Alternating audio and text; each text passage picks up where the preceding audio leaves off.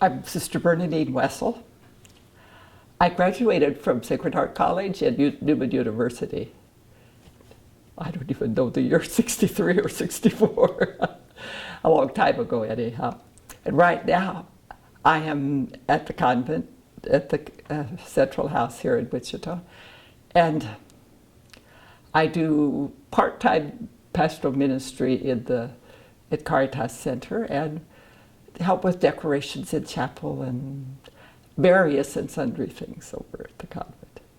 The talk is about the ministry of shelter for migrant women in Korea, migrant wives in Korea. I was in Korea for 35 years, and I came back in April of 2013. South Korea in general they've been very proud of the fact that they are one nationality. They are not a mixture. And then when you bring migrant wives into the country, it's a mixture. But these wives come into the country, they're not prepared for integration into the country. The families that when the husband marries them, his family isn't prepared for a foreigner to live with them. And so there are all kinds of repercussions among the families. Now, some of them, they get along very well. The women have to learn the language, the culture, and the social situations around them. And it's something that they have a difficult time with. So many of them run away, or a number of them run away. Another equal number are divorced or thrown out by their husbands, mother-in-law, sister-in-law. In Korean society, well, it's a Buddhist culture. I don't mean Buddhist, Confucian culture. And Confucianism is based on relationships of superior to inferior, the older to the younger, and how do you act. Part of this relationship is honoring the ancestors. And you honor an ancestor, the one important thing to honor the ancestor is have a son to carry on the family. So you honor, if you have no sons to carry on the family, if there are no children, it's a sin against your ancestors. So if these Korean men have no children, and those who do not get or find it difficult to find wives are the uneducated, those who work manual labor, day jobs, those who they work in the factory, but the unskilled workers in the factories, the farmers, and the those who live in the fishing villages. Korean women, if they're college educated, don't want to marry people like that. So they have a very difficult time finding a wife. And then the mother said, or the parents say, well, we need a grandson. And they go to the brokers. They've traditionally had matchmakers in Korea. But with all of these people needing wives, or the number of people needing wives, then it became brokers who would go to the countries, recruit the young women. Most of them would be in poor areas of the country, the uneducated, recruit them to come to Korea to marry Koreans. And these women are usually quite willing. Every place, no matter how poor, has access to television. And they've seen how modern Korea has become. And so when somebody comes and talks to them about it, of course, they're quite willing to go. And their families encourage them because they see it as a source of income. If you marry a rich Korean, you can send money back to your family here in Philippines or Vietnam or Cambodia, or that's the kind of situation. I haven't seen it personally, but I've heard people say, you go to the tea rooms and the coffee houses in any fishing village, and you will see the broker there talking to some older bachelor or some farmer or somebody like that. And they talk about, well, don't you, oh, and they're very, very willing. They want a wife to take care of them. They want a wife to have children so that they can fulfill their duty to their ancestors. And then, so they will recruit several men and take them to whichever country they go to at that time. And there are brokers who have recruited women. They meet and they choose among the group of how many. The woman can't say, no, I don't want this man, but often, they don't know anything about each other. Well, the brokers will have told them some things, but, especially the women. One woman said, the broker told me, he was a rich man, he had a lot of land, he had 2 vehicles, and he worked a couple months every year out on the fishing boats, and he would be gone for like 2 months a year. But he did have 2 vehicles. He did have a lot of land. He had a large orchard. He had a truck and a tractor, 2 vehicles. And when she came over, she was expected to work in the orchard, to do a lot of physical work, which she hadn't planned on. And her grandmother, or her mother-in-law would say, we paid enough for you. Get out there and work. They pay the broker. They pay to go, to go to the other country. A small amount of money, I don't know what amount of money is given to her family as a bride price, I would suppose. But as far as, paying her parent, they paid the broker. I think at present the law of Korea is that if within 2 months the groom says, I don't want this woman, then the broker will take the woman back and bring somebody else. Or, he will go have an opportunity without paying more money except for his plane trip to visit and choose somebody else. They come without preparation. Now I know that Vietnam has a law that they must study Korean language before they come, so they'd have a certain basic amount, a knowledge of the language. Language is a big difficulty. The culture is also, well, there's a similarity because it's Asian, but even so, there are cultural expectations. They live with the in-laws, and the mother-in-law has a lot of power. That is difficult. Usually the husband will take all of the documentation. Sometimes the husband doesn't have a job or a steady job, but he can get his wife a job in the factory, and he gets all the wages. A lot of these men are, they've lived a long time alone.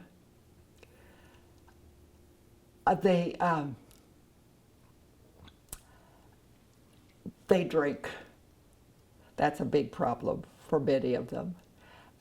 Liquor isn't just a cultural thing in Korea. They drink a lot. When they get together, men always drink a lot. And, just lack of understanding. In part, the Korean men aren't as expressive as some people, people from some other countries might be, and they find that a difficult thing. But their expectations, there are all kinds of expectations that they have. And I know of one woman that she got along very well with her husband. Her husband was gone to work one morning, and her mother-in-law chased her out, locked the door, and said, your husband doesn't want you, leave. She had nothing but the clothes on her back.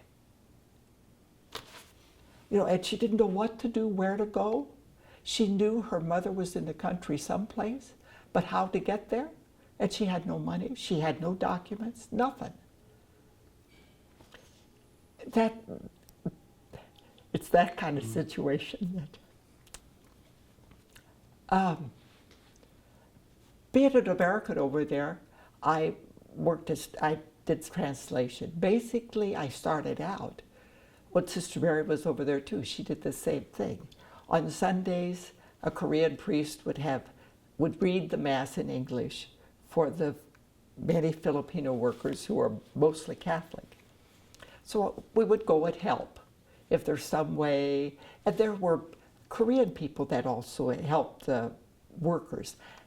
There were workers before there were the migrant wives, many migrant workers.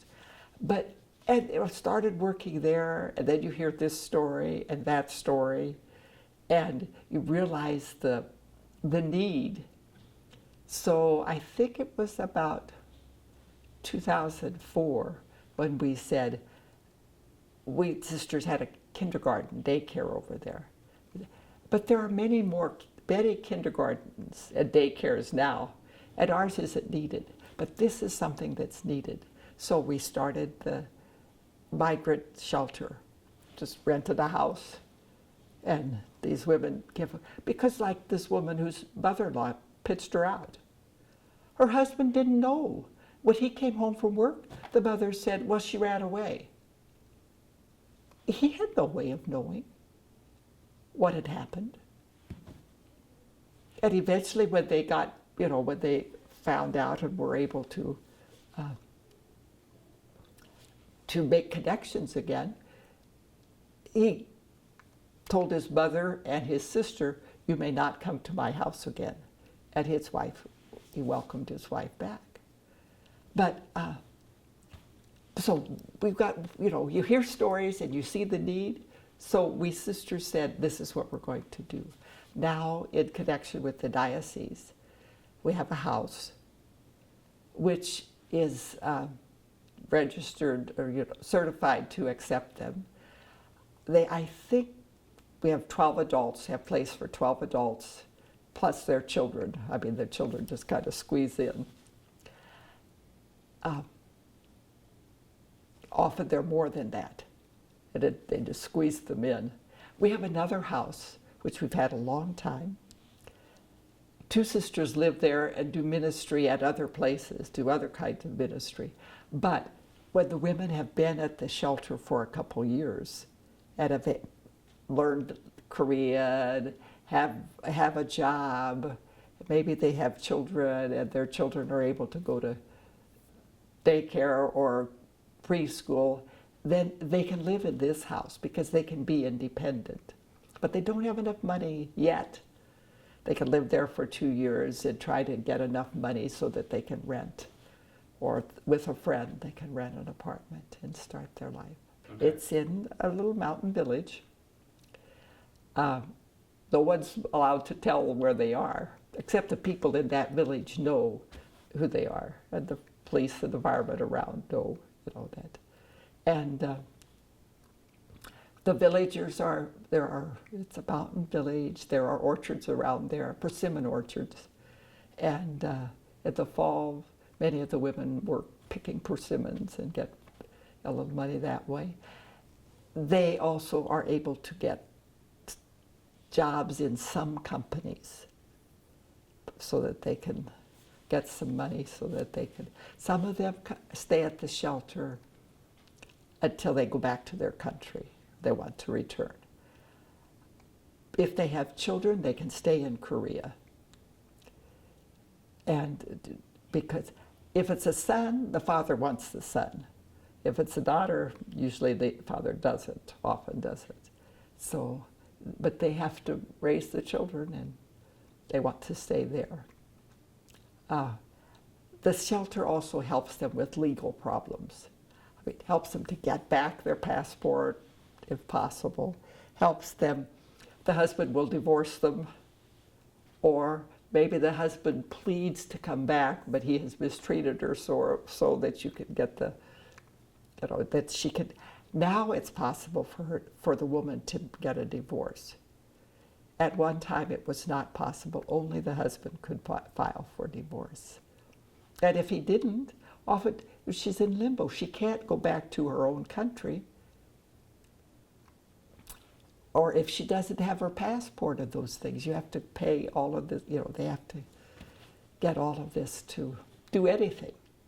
And so that's what the shelter does. They help them with legal problems, they give them a safe place to stay, they teach them the language, they help them find jobs, take care of, child care for their children, all of that at the shelter. I guess there are so many cultural backgrounds to these kinds of situations that we don't understand. And so we say, well, it's the fault of the Korean men, they're just wicked.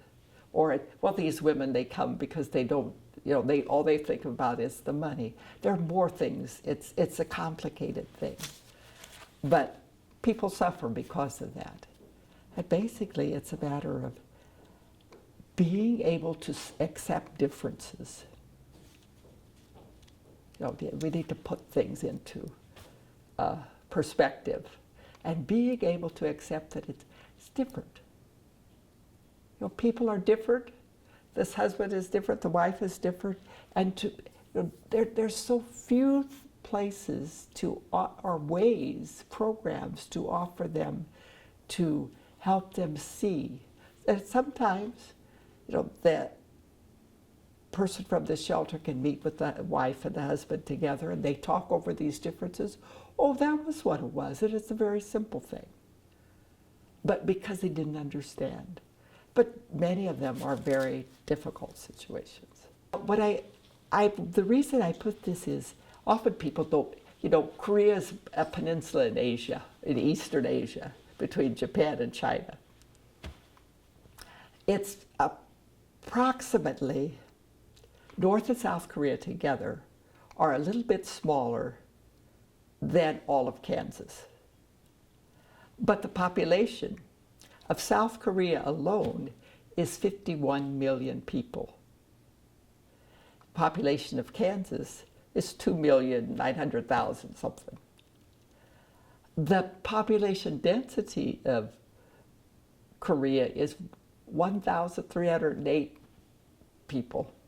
Population density of Kansas is about 35 per square mile. The city of Seoul, the capital city of Seoul, is more than 10 million people, more than the total population of Kansas. And there are, I think, 5 other cities in Seoul that have a population larger than the state of Kansas. It's a very dense country. 80% mountains. People gather in huge cities and little villages.